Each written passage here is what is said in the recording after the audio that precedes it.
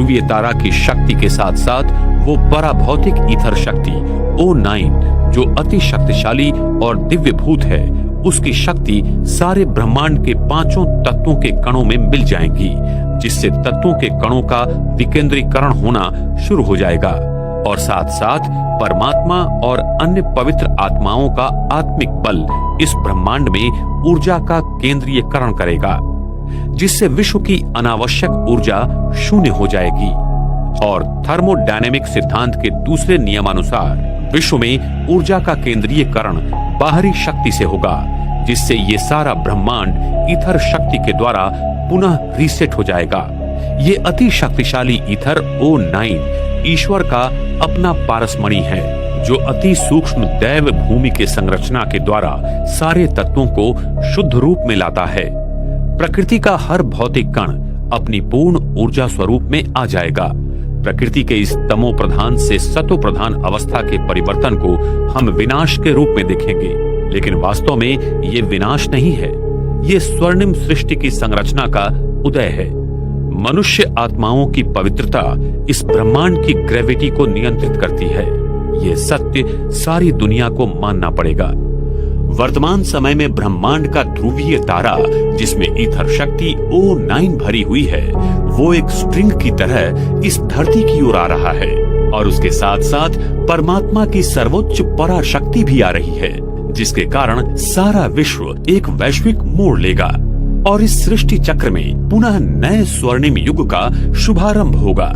Ether शक्ति प्रकृति के पांचों तत्वों एवं प्राणी मात्राओं का और परमात्मा की पराशक्ति मनुष्य आत्माओं का संपूर्ण शुद्धिकरण कर उन्हें पूरी तरह से परिवर्तित कर देगी। इसलिए इन दोनों शक्तियों को लाने वाले ध्रुवीय तारा को परमात्मा का पारसमणि कहते हैं, जो सारे विश्व को संपूर्णतः परिवर्तन कर नए सतयुगी सृष्टि का निर्माण करता है। ध्रुवीय तारा धरती के नजदीक आकर फिर अपने पूर्व स्थान पर चला जाएगा, जिसे इसी समय सारा संसार प्लैनेट एक्स एवं निब्रू के रूप में चर्चा कर रहा है। वो भी पृथ्वी के नजदीक से आकर चला जाएगा। ध्रुवीय तारा के अपने स्थान पर जाने के बाद सारे ब्रह्मांड का विस्तारीकरण रुक जाएगा और साथ साथ केंद्रीय गुरुत्वीय बल शून्य हो जाएगा और ब्रह्मांड फिर अपने पहले के स्थान में आ जाएगा। सारी आकाश गंगाएं, तारे, सूर्य, चंद्र आदि पृथ्वी पर सतयुग में जैसे घूमते थे वैसे ही घूमना शुरू कर देंगे। प्रकाश की गति धीमी होने के कारण पृथ्वी के दोनों ध्रुवों पर भेजे गए सारे उपग्रह नजर आने लगेंगे। जी तथा विराट ब्रह्मांड की ये क्रिया अति विशाल और अद्भुत गोपनीय है, जिसे आज तक कोई नहीं जान पाया। ये सारे सत्य हमें आने वाले समय में प्रत्यक्ष मिलेंगे। माउंट आबू, सृष्टि परिवर्तन की प्रक्रिया का स्थान। पृथ्वी की सारी प्राचीन संस्कृतियां जैसे इजिप्ट के पिरामिड्स, ईस्टर आइलैंड, माया संस्कृति के पिरामिड्स आदि पृथ्वी के ले लाइन पर विकसित हुई हैं। प्राचीन संस्कृतियों ने इन्हीं स्थानों से पृथ्वी के चुंबकीय गाभा को ईथर ऊर्जा मिलने वाली वास्तुशिल्पों का निर्माण किया था, जिससे पृथ्वी को वो ईथर शक्ति मिल सके। अगर इन्हीं स्थानों को एक रेखा से जोड़ा जाए तो उस पर माउंट आबू, ये भारत का स्थान अरावली पर्वत में आता है। इस स्थान के अक्षांश और रेखांश देखा जाए तो 24 नॉर्थ अंश और 72 ईस्ट अंश पाए जाते हैं। ध्रुवीय तारा का पृथ्वी के साथ का 23.5 अंशों का झुकना और आकाश तत्व पृथ्वी के साथ 72 अंशों में उठना इसी माउंट आबू स्थान पर मिल जाता है, जो पृथ्वी का अभी केंद्र बिंदु है। तो विश्व परिवर्तन की प्रक्रिया यहीं से शुरू होती है। जिस प्राचीन राजयोग को सीखने की चाहत सारा संसार करता है, उसी राजयोग को सिखाने के लिए स्वयं सर्वोच्च परमात्मा शिव इस माउंट आबू की धरा पर आकर सारे विश्व का परिवर्तन कर रहे हैं। प्रकृति की होने वाली विराट परिवर्तन क्रिया की घटना को हम विनाश के रूप में देखेंगे। उस समय धरती का गुरुत्वीय केंद्र आबू पर्वत के नीचे होगा, जहां पारा भारी मात्रा में है, और यही गुरुत्वीय केंद्र उस परम धाम के शुभ्र विवर के गुरुत्वीय केंद्र से सरल रेखा में जुड़ जाएगा और विश्व की समस्त आत्माओं को परमात्मा धर्मराज के रूप में फिर से शुद्ध बनाकर वापस घर ले जाएगा। परम धाम के शुभ विवर का द्वार हर 5000 वर्ष के बाद खुलता है। ये एक रिवर्स क्लिकिंग मैकेनिज्म है जो अति अद्भुत है। जिस समय शुभ विवर का द्वार खुल जाएगा तब सारी आत्माएं आबू पर्वत के केंद्रीय गुरुत्वीय स्थान से परम धाम की ओर वापसी की यात्रा करेंगी।